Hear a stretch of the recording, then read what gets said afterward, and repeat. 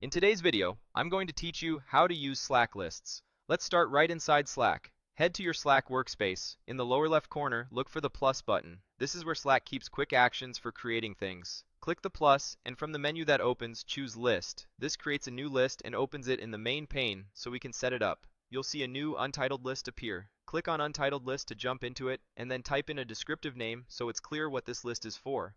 A good name helps teammates recognize it at a glance and keeps your sidebar tidy as your lists grow.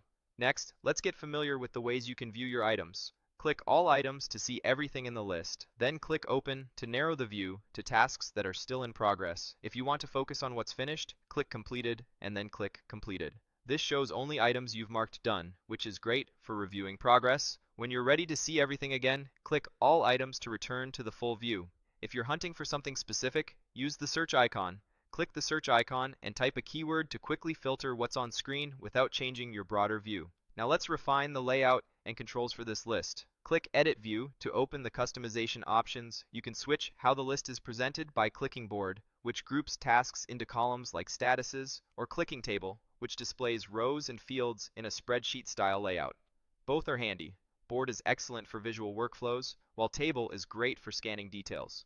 While still in the View editor, click Filter to include or exclude items based on criteria you choose. Then click Sort to control the order of your items, by name, date, assignee, or any other field. To reduce clutter, click Hide Fields and turn off fields you don't need to see right now.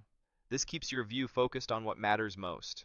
For more structure, click Group By to bundle items by a category, such as status or owner, so you can analyze work by buckets.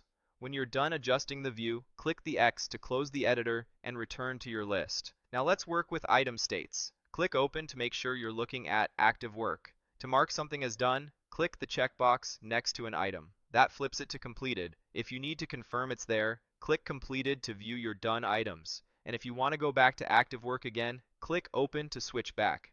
To explore fields without committing changes, click Add Field to see what you could capture, things like dates or priorities, and then click Cancel to exit without adding anything. When you're ready to grow the list, click Add Item to add a new task. Keep item names short and action-oriented so they're easy to scan. Once you've shaped a view you like, maybe a certain layout with filters and sorting, save it for reuse. Click Save as New View to capture the current configuration. This is perfect for creating separate views for planning, stand-ups, or reviews without rebuilding them every time. And if you've experimented and want to go back to a clean slate, click Reset to restore the default view.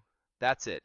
You created a list, named it, switched between all items, open and completed, searched within the list, edited the view, toggled between board and table, refined with filter, sort, hide fields, and group by, closed the editor, adjusted item states, explored fields, added an item, saved a custom view, and reset when needed. With these steps, you can keep work visible, organized, and easy to act on right inside Slack.